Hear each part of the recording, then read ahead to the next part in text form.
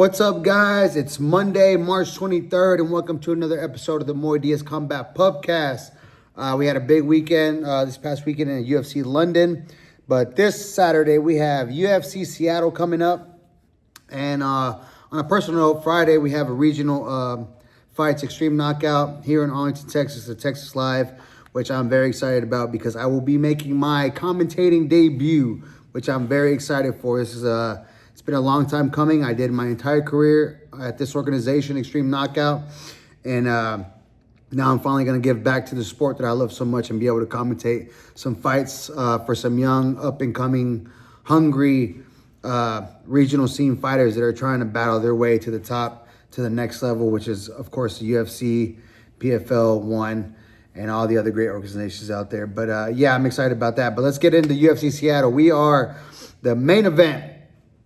The last style bender, Israel Adesanya. Izzy is ranked number 4 at middleweight still, and he's taking on the up-and-coming fighter, the hard-nosed knockout power of Joe Pyfer, ranked number 14 at 185. Joe Pyfer is coming off of a rocket ship right now, guys. He is 3-0 in his last 3, coming off the submission win against Abus Magomedov, and he's got his very big, I won't say his first test. His first test was against Jack Hermanson last year when he lost a decision. I think it was last year at the end of 24. But now he's got a former world champion standing across the octagon from him, and Israel Adesanya, who is a 2-time middleweight champion. And actually, for those of y'all who forgot, went up to contend for the 205-pound light heavyweight title against Jan Blachowicz. Which he was not successful, but hey, he dared to be great, went up, came up short. It was a decision. Jan Blachowicz retained his 205-pound title, but Israel Adesanya is still a legend at 185 pounds. But he's coming off 0-3 against Joe Pyfer's 3-0. Granted, his 0-3 are the bigger names. His last loss was to who I think should have got the next shot against Khamzat Chimaev and Nasruddin Imavov, where he got knocked out. And then before that, of course, was against Dricus du Plessis, and then before that was Strickland when he lost the title. So it's the who's who at the 185-pound division. But this is going to be an interesting fight. I mean, Izzy hasn't shown that greatness that we're used to seeing. You know, his elusiveness, that timing that he just can spark people out.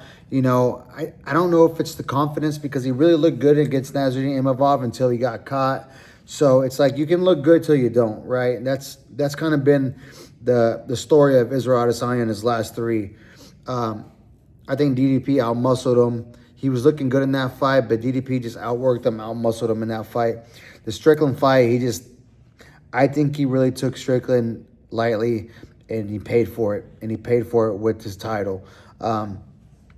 But the way that I've been seeing him in interviews lately, he's focused, he's ready to go. You know, this fight is really getting him excited because it's another guy who's an up-and-coming guy who has power, who's hungry, coming from the streets of Philadelphia, which I have no love for Philly. Those of y'all who know me,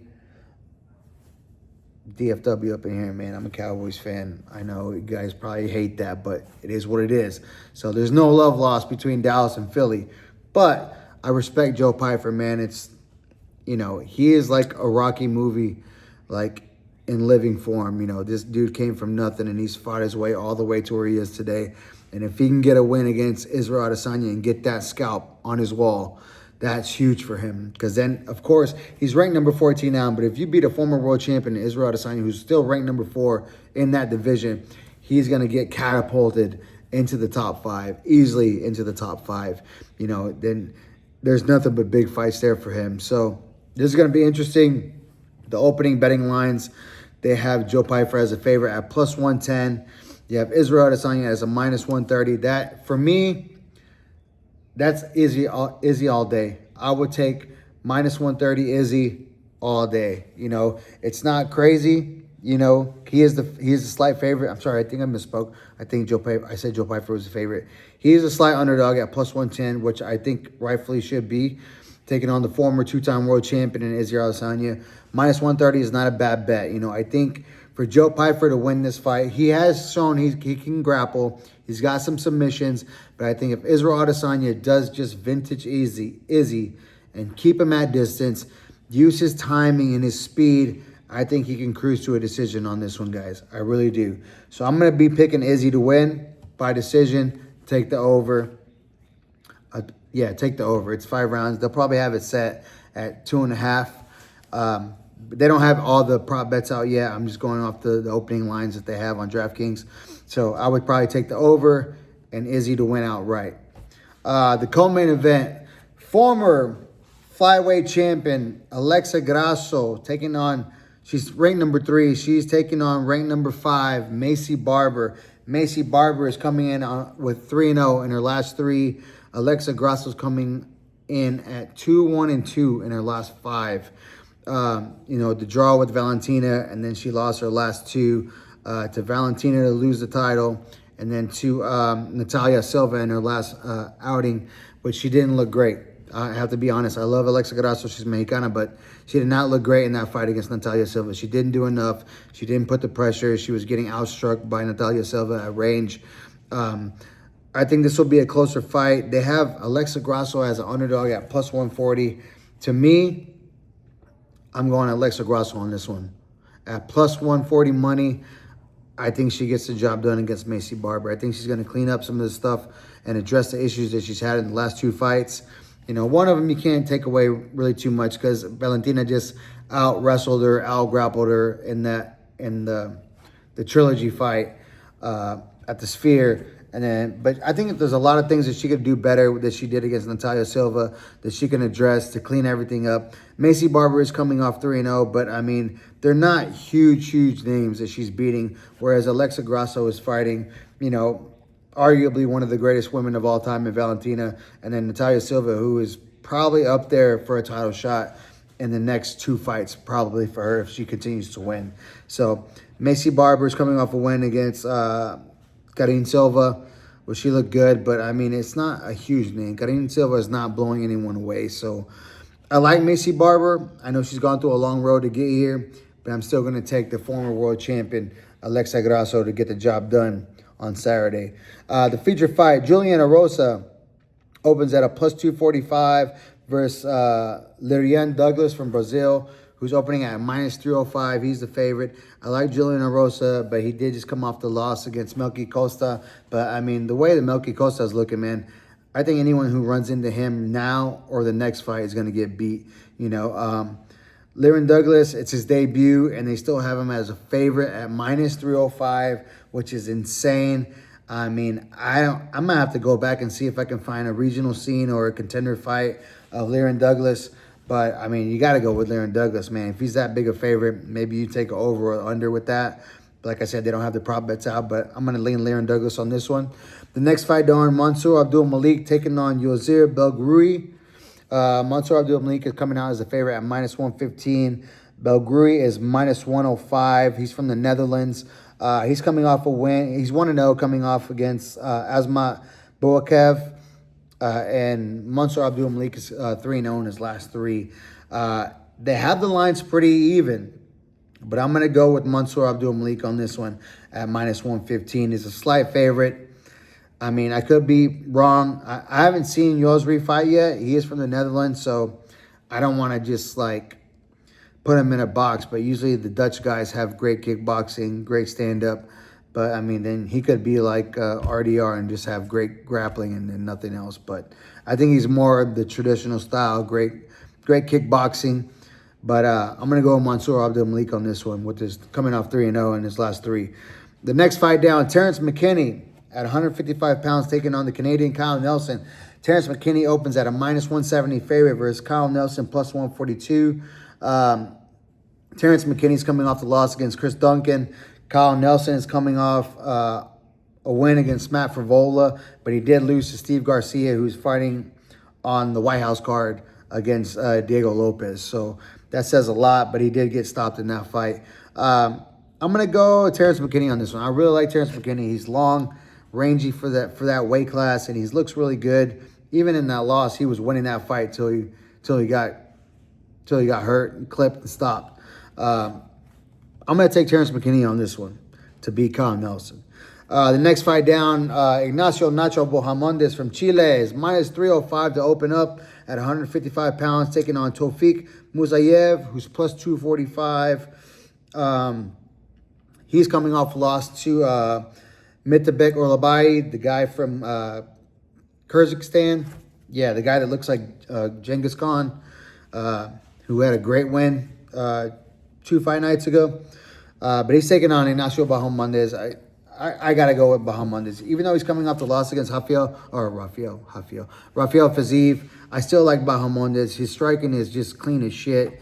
But, you know, when you run into a guy like Fiziev, man, he's going to bring it to you. I think he got a little bit overwhelmed against Fiziev, but I still like his chances against Tofik Musayev. Next fight down, Chase Hooper opens as a big favorite, minus 245 against Lance Gibson Jr. from Canada as well. It's at 155 pounds. I think Chase Hooper, coming off that loss versus Alex Hernandez, is going to bounce back and get a big win against Lance Gibson Jr., and I probably bet him by submission in this fight. Next fight down, the heavyweight fight. I think it's the only heavyweight fight on this card. You know, the crafty veteran, man, from Poland, Marcin Tybura, taking on Tyrell Fortune. I think he's from Brazil. They don't even have a graphic of him up on the UFC website. But they have Marcin Tybura as an underdog at plus 110, and this guy Tyrell Fortune at minus 130. So I'm going to go with the old dog, man. I like Marcin Tybura. He's kind of like that gatekeeper. If you can't get past him, you're never going to break into the top 10 in the heavyweight division. I'm going to go with the old dog, Marcin Tybura, on this one at plus 110 money. Next fight down, the Aussie, Casey O'Neill, opens at plus 114 versus the Brazilian Gabriel Fernandes at minus 135. I like Casey O'Neill, man. I think she's 1-2 in her last 3. Gabriel Fernandez is 3-0 in her last 3. I really like Casey O'Neill, but I'm going to have to go Gabriel Fernandez, and that one is at flyweight, the women's flyweight division. Next fight down, and this one is the second to biggest line opening up. Navajo Sterling, the Kiwi from New Zealand, taking on Bruno Lopez from Brazil. Navajo Sterling opens at minus 600. Bruno Lopez opens at plus 440 underdog. I really like Navajo Sterling. I don't know if I like him as that much at minus 600, but maybe you'd have to check the over-unders when they post them, possibly even a knockout. I really like Navajo Sterling in this fight. Next fight down, Ricky Simone opens as a slight favorite at minus 155, taking on Adrian Yanez at plus 130. I'm going to go with the underdog on this one. It's the bantamweight division, 135 pounds. I'm going to lean Adrian Yanez on this fight. And then the last fight, and this is the biggest betting line on all of them, of all the fights on the entire card. Alicia Tahinara from Brazil. She opens up at a minus 625 favorite versus Bruna Brazil at a plus 455. This is at strawweight, 115 in the women's division. Man, Alicia Tahinara looked really good in her last fight. I believe it was her debut. Man, she's ranked number 13 after one fight in the UFC. This girl's going to be put on a rocket ship, man. I think she gets Bruna Brazil out of there, and I think she gets her out of there by knockout. I mean, this girl brings the pain. She's got great Muay Thai. And, man, from what I can see, she's going to be someone to be reckoned with at 115 pounds in the women's strawweight division. So, Alessia Tainara for the win and the knockout for me. So, that's my little rundown of UFC Seattle this Saturday. I put out a video, I believe it was Friday, and the thumbnail was Ryan Garcia and the little beef with Jose Benavidez Jr. And I went into the video, but that Friday was the weigh-ins for UFC London. So I started the video just kind of recapping the weigh-ins of that morning, and then I went into the whole Ryan Garcia, Jose Benavidez Jr. Squabble, beef, whatever it was. But man, I swear, man, I'm getting ripped in the comments because everyone's like, oh, it's clickbait, you know, it's too much talking, all this shit. I'm like, dude, I cover both sports. More than both sports. I mean, if there's a big Muay Thai fight, I'll cover that. If there's something really big in Jiu-Jitsu, I'll cover that because I'm a Jiu-Jitsu black belt. I did fight Muay Thai. I fought professional Muay Thai, fought professional MMA. I did a little boxing. I love boxing. It's my first love. So I cover all combat sports. And it's like these comments, I'm not getting down on myself because I can tell, it's clear that these two people who were commenting on on the channel didn't watch the entire fucking video. They just watched the first minute or two when I'm talking about UFC and the weigh-ins, which they could probably give two shits about.